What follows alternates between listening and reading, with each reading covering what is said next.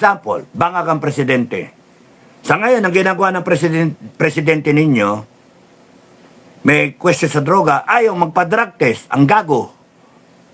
Ha? Ayaw magpa-drug test. Ikaw, Comelec, bakit ka pumayag na nagpa-drug test ang loko-loko na yan na 4 na minuto, 2 minuto? Tinanggap nyo. Di ba? Kaya mali. Uusigin namin kayo, lahat kayo. Hindi pwede yan eh. Kaya, kung yung Council of Elders na trigger at may problema, sinasabi ng tao magpa-drug test ka, hindi pinapansin, tawagin. Kasi kunyari kung sa private sector ka nga, ang isang presidente may nachismis na nagdodroga o nambababae o kaya nagnanakaw o kaya may connivance with the CPP-NPA o kaya kaninong sindikato ginagamit yung pangalan ng kumpanya na nagkakaroon ng security threat yung kumpanya o kaya yung pangalan ng kumpanya madadawid sa isang illegal na aktibidades, yung board of directors pwedeng kumilos kasi hinire yung presidente ng board of directors. So, oy, presidente, ano nangyayari? Ano yung nabalitaan namin na nagdodroga ka raw? Sasabihin ng presidente, hindi totoo yun. Okay, kung di totoo yun, good. You subject yourself to a drug test within 3 days. So that we will know kung totoo o hindi. Hindi yung salita-salita lang na hindi totoo. Gaya ng ginagawa mo, BBM, at ng iyong mga loyal na supporter.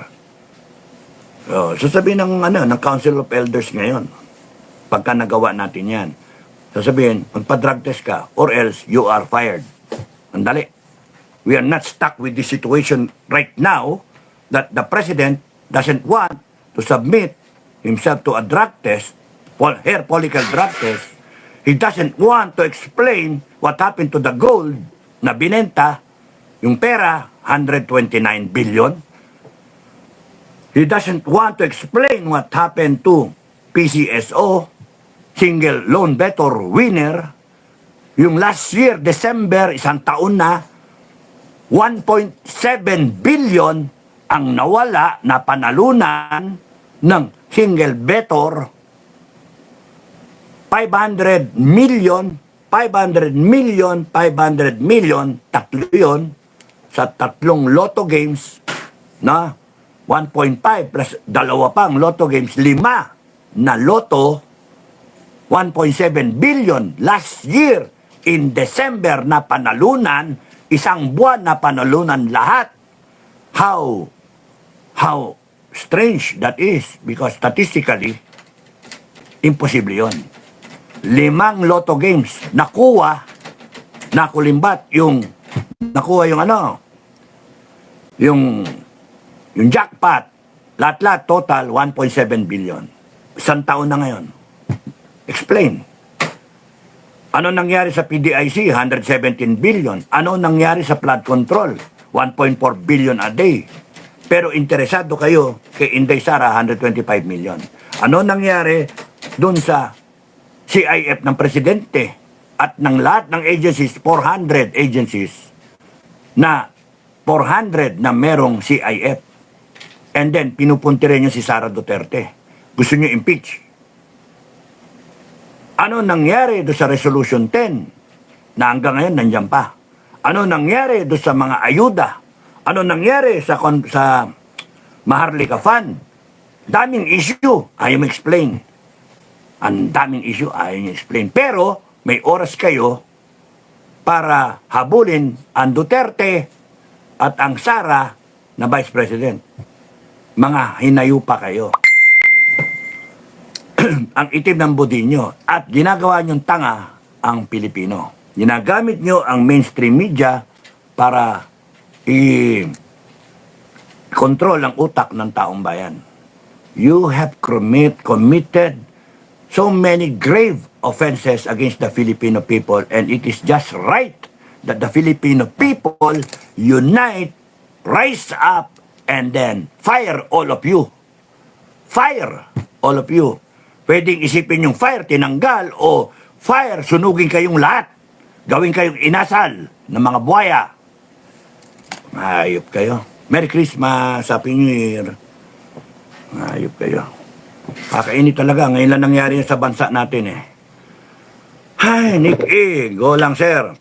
Hong Kong Mix 43 Adventure. Thank you for waving. Nita Maria Pulanco watching from London, United Kingdom. Thank you. Merry Christmas sa inyo. Chrissy Brooks, Christmas to everyone. Christina Mayugba, thank you for the heart. Ana Marie Vinculado, Diyos ko, nangangatog na ata ang mga yun, sir, sa Christmas party po ninyo.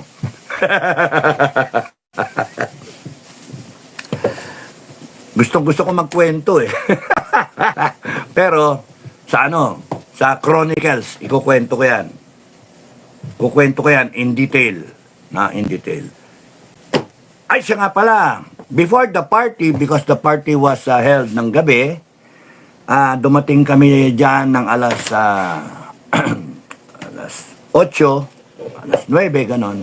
We had time, imbis na matulog kami sa pinag-check-in namin, minarapat na lang namin, use the time, kaya patay kami ni Bukay patay kami.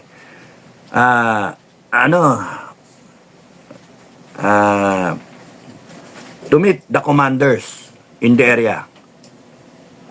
Do an inventory ng tao at ng armas. Baka may maihi In-meeting lang namin. Kumain kami, meeting. Hi, hello. Ito si Supremo, ito si Commander Bukay. Sir, ganun nga, picture taking. Tapos, ilan na armas mo? Nandun din yung MNLF. Tapos doon, gano'ng karami tayo? Gano'ng karami tayo? Susuporta ba kayo? Pagka nagkaroon tayo ng invasion ng mga hapo, ng mga incheck, support ba kayo? Siyempre, kasi we are fighting for the Filipino people. Magsusupport ba kayo if we're fighting corruption? Siyempre, kasi pamilya namin yung nawawalan Yung pamilya namin nagkakautang, mga anak namin. Tarantado ba ngayon magdanakaw na yun?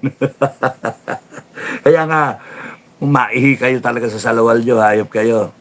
No? Grabe Grabe. Bago kami pumunta dyan, bumaba ako earlier, one day before, para hindi ako nagagawal sa schedule. Bumaba ako one day earlier, I met with some commanders naman, dyan sa Luzon. Kaya, good luck kayo, walang iya kayo. Mga bilang na yung araw ninyo, mag-Christmas na lang kayo enjoyin nyo. Yung December 25 yun yung ninyo, tani ninyo, na you explain to the Filipino people, hanggang ngayon wala. 25 na mamaya wala, hindi nyo pinapansin kung ano-ano pa iniisip ninyo, gago kayo. Anyway, sige, pagdating ng January, sisante kayo. Yung mga Pilipino naman nasa na? Akala ko ba December 25 kayong mga nagsasalita ng ganon. Huwag na lang kayo magsalita. Hindi nyo naintindihan yung nangyayari. Panay kayong mga Kung gusto nyo, kayo na lang. Mananahimik na ako. Magre-retire na lang ako. Nagkakasakit na nga yung tao.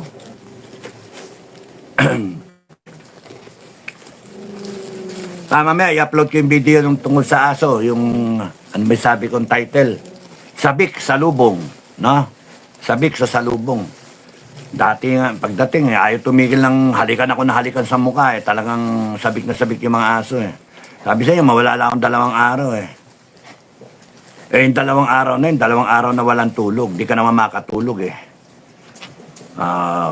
Hindi nakatulog. Aeroplano, di ka rin makatulog. Sa aeroplano, 2 oras lang naman Kaya nga pagod. Kanina, sakit na ng ulo ko Gusto ko matulog, di ka rin makatulog. Dire-diretso. Hopefully mamaya, plakda ako. So hindi